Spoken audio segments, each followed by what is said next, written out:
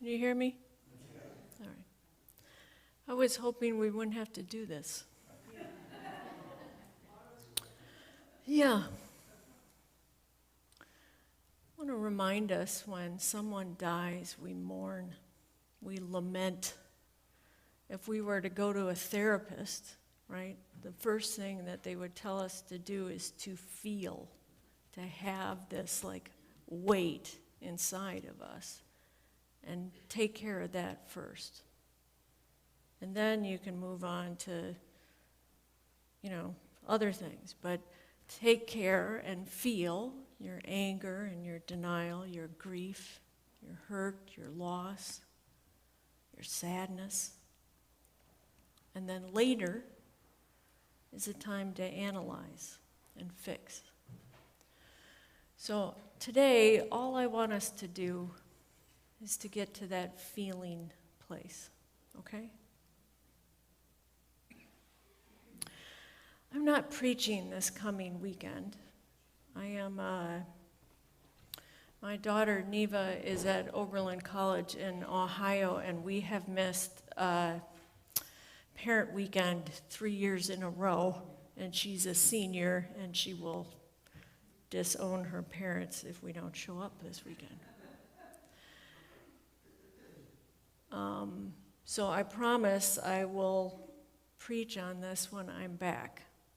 But I feel like I need time and space right now to get away from it a little bit so I can get to that kind of aspect of what it means to spiritually respond to this for all of us, for myself.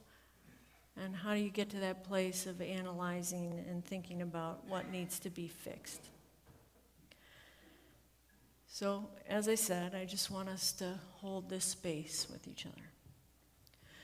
You'll notice that what I have next to me is water. It's the very sustenance of life. Water can buoy you up, it can nourish you, it can cleanse you, it can replenish you. It is the source of life which creates beauty and the very making of tears. This community is like water. It's the very sustenance of one another's lives. Especially, friends, when we can remember the sacred obligation to buoy each other up in times of sadness, to nourish one another in times of want, to cleanse one another with acts of kindness and generosity, and to replenish one another when our hearts are weary and worn. Today with this water, I remind us visually of our sacred obligation to each other and to the greater whole. So I want you to center yourself, if you would. Put your feet firmly on the ground. I want you just to take a deep breath in with me.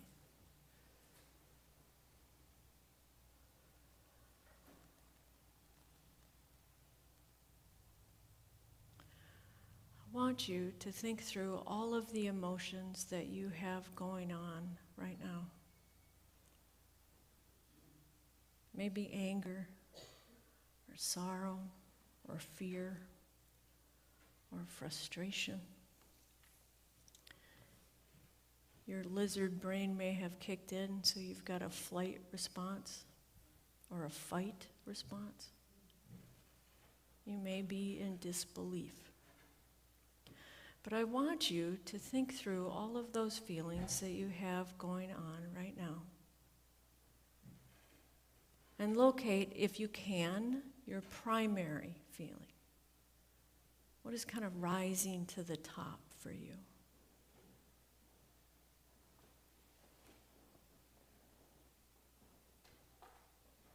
Do you all have one? I want you to say it out loud. Can you say it out loud right now? Yes.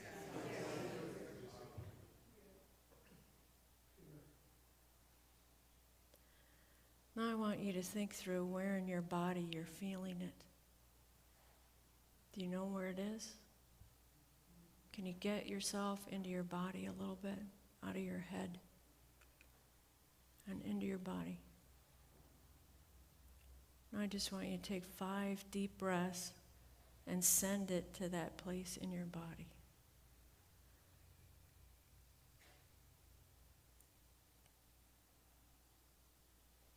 You're going to breathe in comfort, and you're going to breathe out love.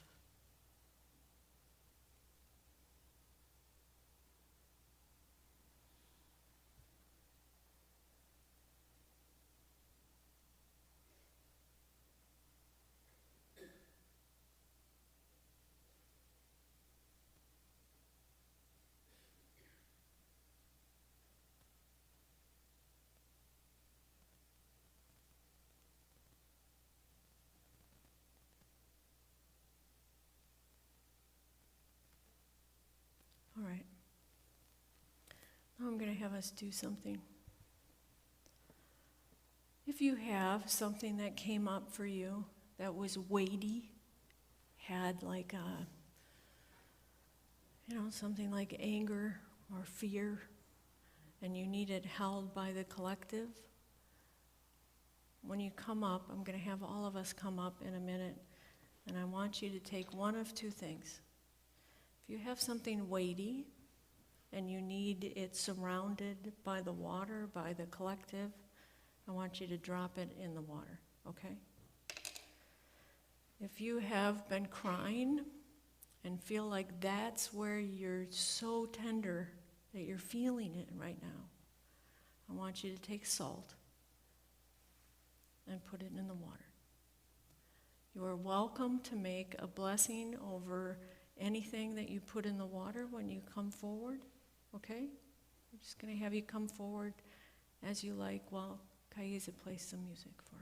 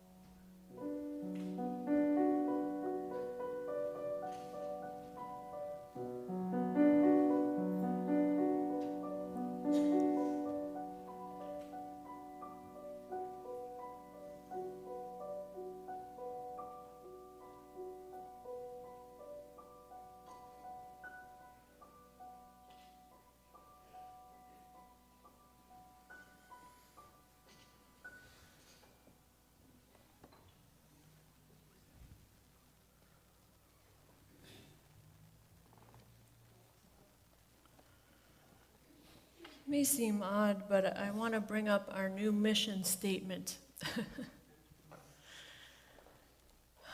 which is to cultivate liberating love by living with mindful intention, practicing kindness, and serving needs greater than our own.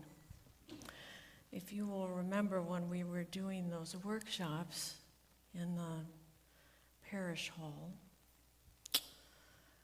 we were trying to find words that kept coming up. And one of those words was kindness, which at first that's interesting.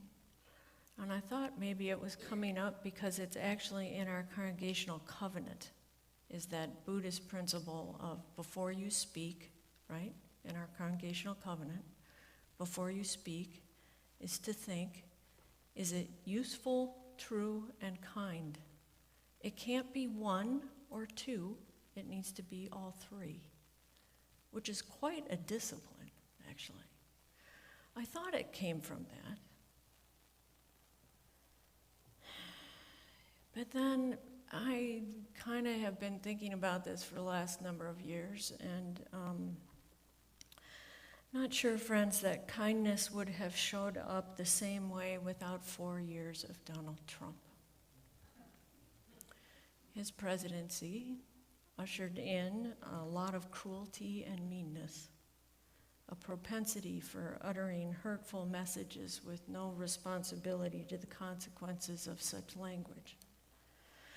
I spent 4 years, I don't know about you, but I spent 4 years watching the British baking show religiously. I like to cook. I do not like to bake because I can't follow directions for the life of me. And with baking, you gotta follow directions. But the reason I loved that show so much, like I went all the way through all of those seasons, right? I know those like contestants really well. I feel like they're my friends. But the reason I love that show is they were kind to each other. They were not competitive with each other or would like try to throw somebody under the bus, or even when somebody like took somebody's chocolate cake out and it wasn't theirs and they started putting front. Do you know what I'm talking about with that show? It was amazing. So I get why kindness is still at play, friends, and why I am positive it is required of us once again. And I'm incredibly grateful, actually, that it's part of our mission statement, that it's something that we need to remind ourselves to be kind to ourselves, to others, and those who need it most from us. So I want to share a poem with you, one of my favorite poems by Naomi Shihab Nye. Today I read this poem in a way I don't think I've ever read it before. But here it is. Before you know what kindness is, what kindness really is, you must lose things. Feel the future dissolve in a moment like salt in a weakened broth. What you held in your hand, what you counted and carefully saved, all this must go so you know how desolate the landscape can be between the regions of kindness. How you ride and ride, thinking the bus will never stop, the passengers eating maize, and chicken will stare out the window forever. For you learn the tender gravity of kindness, you must travel where the Indian in a white poncho lies dead by the side of the road. You must see how this could be you too, how he too was someone who journeyed through the night with plans and the simple breath that kept him alive. Before you know kindness as the deepest thing inside, you must know sorrow as the other deepest thing. You must wake up with sorrow. You must speak it till your voice catches the thread of all sorrows and you see the size of the cloth. Then it is only kindness that makes sense anymore. only kindness that ties your shoes and sends you out into the day to gaze at bread, only kindness that raises its head from the crowd of the world to say, "It is I you have been looking for," and then goes with you everywhere, like a shadow and a friend. Friends, while we mourn, because mourn I think we must, let us not forget that we do a disservice to others and ourselves if we don't practice kindness. If we don't find beauty in the everyday and then share it. If we don't stay awake enough to know that the world needs us not to forget our light, our connection, our passions of living and loving with mindful intention, with a certain certitude that we in fact are called to serve needs greater than our own. We just are. Each day. Even and perhaps most especially when we are in a tender place. So I have some rose petals, and I'm going to pass them out to you. I'd love you to tuck it in your pocket, or put it in your purse, or put it on the dash of your car. And each time you see it, you remember this calling of yours, of ours. I want you to remember that no matter what anyone tells you, your calling is not to pass on hate, but love. Not to incriminate or badger, but to bless. Not to just take care of yourself, but to see others' needs as your own. So share your light, your beauty, and your kindness. And every time you see that petal, commit to doing some act to that end. All right? I'm going to pass these out. I'm going to sing a song that, for me, has always been this solid song of just keeping me grounded in every day and what our work is. Grounded in knowing I have seeds that need to be sown, as do all of you.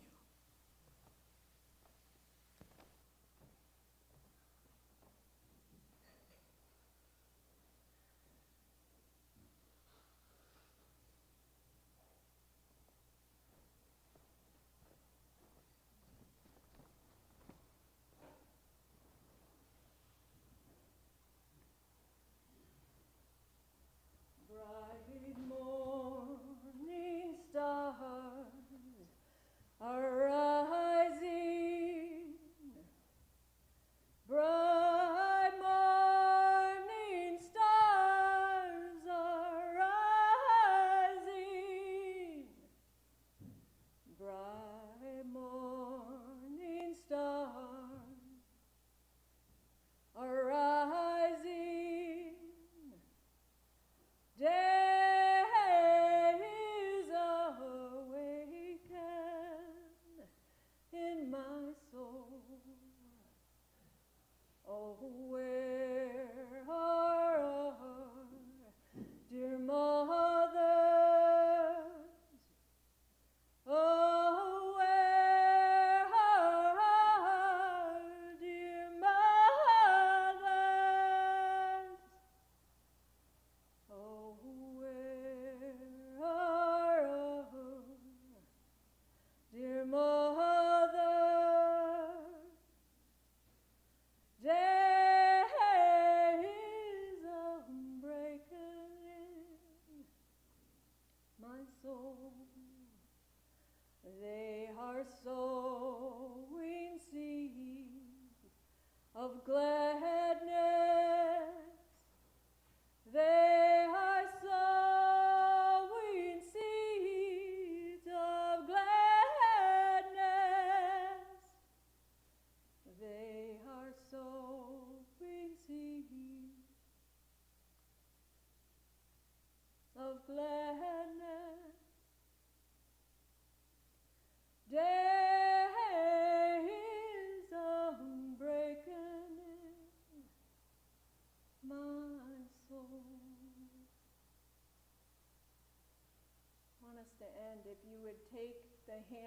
person next to you.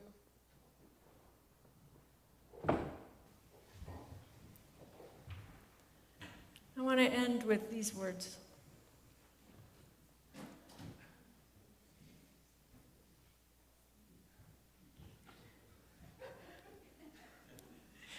You guys are so used to standing at the end, are you? If only the world were as kind as a child can imagine it. Let us be bearers of light, of peace, and of kindness. Amen.